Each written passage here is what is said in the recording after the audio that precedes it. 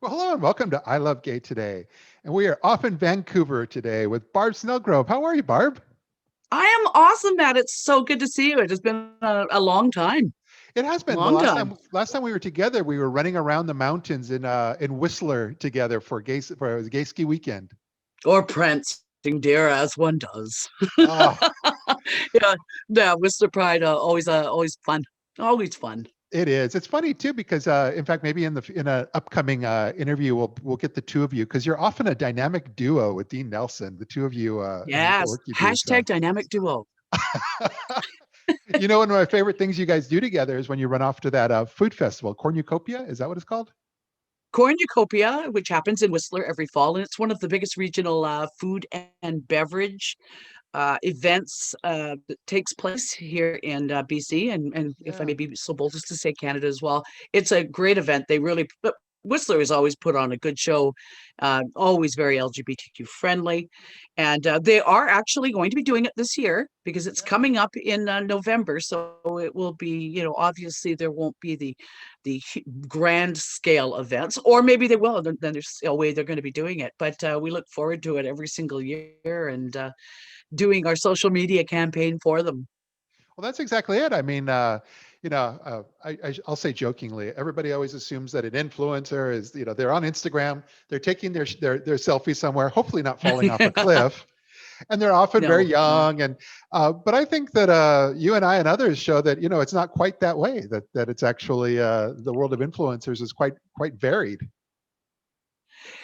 Very much so. I was in Banff, Alberta, to do an event there that they were having, and the person that was there helping me, my significant other, finally saw exactly the amount of work that went into Yes. it. It's because I was running around and trying to get video and get it up, and then take pictures and get the filters done, get the picture up, get the whatever the blurb is about that particular vendor, and then you're running to the next, and it's just non-stop, and then you run out, take 2 seconds to try and get everything on, and then you go running back into the action again. So she Yeah. was like, it's a lot of work. She had a whole new appreciation of what it is that we do. But It's not you're all, you know sorry, go ahead, love. no. It's not all fun and games. But your brand that you've really established, it's megamouthmedia, right? Yes, that's me. Yeah. And if And you've what ever heard me on a stage in front of 100,000 people without a microphone, yeah, that's where it came from. everybody would get it. But yeah, what is it? I mean, Yeah. because I know you're strong on Twitter and Instagram and so forth. But what do you work with clients and so forth, or what is your main objective with some of those? I have a boutique PR firm, and do social media management, do PR, media consulting and marketing, brand development and brand marketing. I work with a lot of nonprofits. I'm not specifically LGBTQ based, but a lot of my clients are LGBTQ, because I bring that element in as well, being better known in Canada. Yeah. It helps. So they sort of get a two-pronged attack. They get both the PR, and then they get the social influencing as Yeah. one package, which really, really helps. I mean, recently in doing, a queer arts festival, it was upwards of, and I can't remember specifically, but it was upwards of about 3 million in terms of some of the social analytics and impressions that they got out of it, that they might not have seen from your standard PR firm, Yeah. especially Gosh. one that is, not LGBTQ based. Yeah. But I've been at this now for 20 some odd years. I started with doing media and PR with the Vancouver Pride Parade, way back when.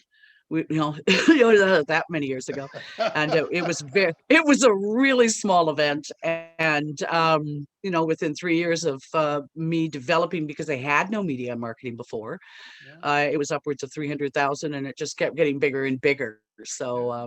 Yeah. it's one of my prouder achievements, was the amount of, not only locally, but to put Vancouver on the map internationally as an LGBTQ travel destination. Yeah. Well, essentially, I mean, in a nutshell, especially in today's world, you work with folks that have a story to tell. And not only do you help them tell the story, but you help them get the story out there. Absolutely, and I also very much enjoy working with individuals, Yeah. telling the story, but also organizations, nonprofits, or businesses that are new in Yeah. developing a brand. And there's every once in a while you find yourself doing something, you go, oh, I kind of was meant to be doing this, Yeah. it's just kind of Yeah. clicking. So Yeah. I sit down with them and we go over, what is their story, what is it that you want to tell. When I opened up Roundhouse Radio with a group, when we started a radio station from scratch, with a promotions budget of nil, pretty much, but for a commercial station in a saturated market, you have to get very unique and very creative in the types of marketing things that you're doing Yeah. for the brand, because if you don't have a lot of money. Yeah. So I really get a kick out of working with either businesses that are new or businesses that really want to change and come at how people interpret and visualize their business. I want people to come away with a positive outlook about a business or organization. I want people their name to be on the lips of. I Yeah. want Yeah. people for their social media accounts. I want it to be an interactive and fun and very familial, so that people feel like they're part of that organization, and they're invested in what that organization is doing, and they want to come and visit their social media to see what they're up to on a regular basis. Yeah.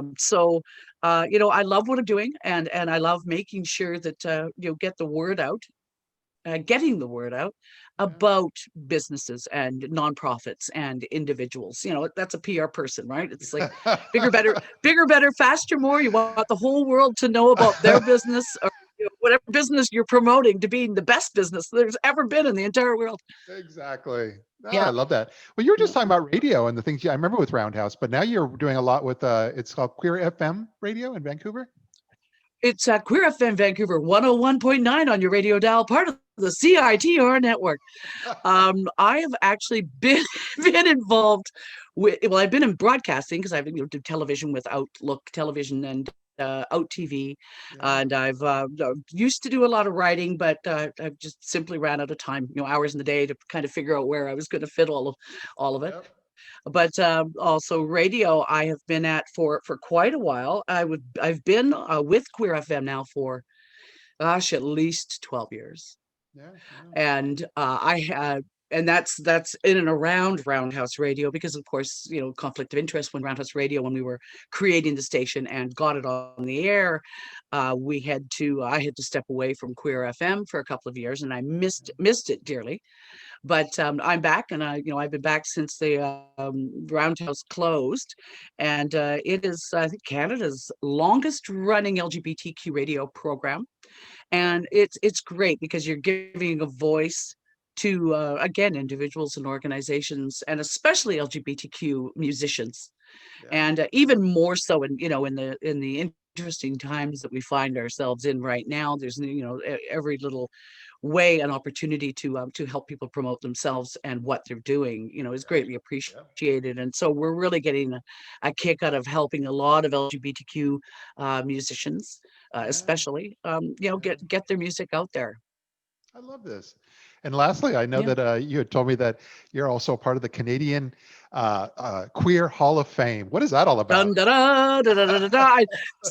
All of a sudden, something should be coming down from the back. Confetti should be. Yeah, I'm very, very honored to have been inducted into the Canadian Queer Hall of Fame. I had an argument with my wife about this once, because I thought it was just a couple of years ago, and she's like, it's 2013. So my timeline, Yeah. ability with timelines. But yeah, very honored. I was inducted with Jack Layton, who was the leader of the NDP party here in Canada at the time, Yeah. Yeah. and Jane Rule, who is a very well-known feminist lesbian author. Yeah. And I think it was just to get me to go to Toronto, because of course, being a born and raised Vancouverite, I will never land in Toronto. I will buy, and in the old who's got the better city argument. But I think they just wanted to get me to Toronto, so that was my inaugural flight to Toronto, because they're like, "Hey, you have to come to Toronto." I'm like, "No, I don't." They said, "You're being inducted into the Canadian Queer Hall of Fame," and I'm like, "Okay, maybe I do." I'll make that work. When I fly out, Yeah. Yeah. very, very honored. I'm an illustrious company, and yeah, very, very, very That's proud of. fantastic. I love Yeah, all this, and I just can't wait till like the next time when we're hanging out together in Vancouver and running around because we hang out well together. we do, and there is actually an interesting core group of us. You know, everyone from the Nomadic Boys to Yep. a couple of men, and yourself, and of course Dean. You know, Destinations by Dean, and myself, megamouthmedia, and there's a few others, but we know the homoculture. Actually, we could even throw Brian Webb in there, Yeah. and Josh Reimer, and you know, it's a fun little clique. We do manage to have fun at whatever we do when we do get together. I love that.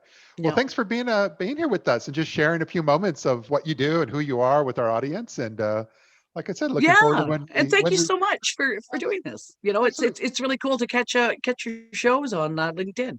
Well, thank I you. watch them daily. You and your giant microphone. Yes, not everybody likes. I get and not everybody likes it, but every time because I've got a really cool microphone sitting right next to me, but the problem is that the space that I'm in, this is the best sound I can get. So it's You just the would way it's. you did once without it, and I was like, oh well, wow, he's freeforming it today. He's Yeah. going out on a limb, and yeah. What would Billy Crystal say? Darling, it is better to sound marvelous than it is to look marvelous. So I know that's the opposite Yes. of what he would have said. However, I'm going to go with that. I'm running with it.